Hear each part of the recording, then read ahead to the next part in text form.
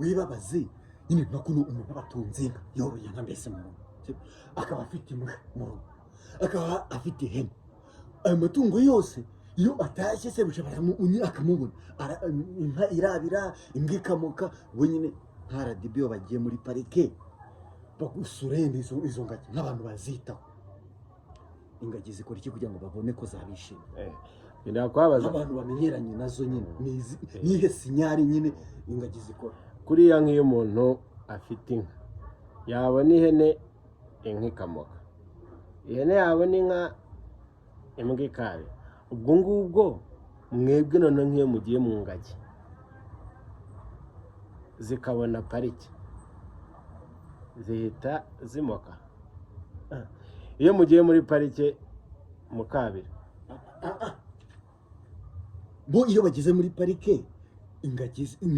mbese ni ikihe kimenyetso zikora kugira ngo zibereke ko zabishimye urumva wowe utunze inka imwe ukumva uraje irabira imbwa ikagusimbukira imuka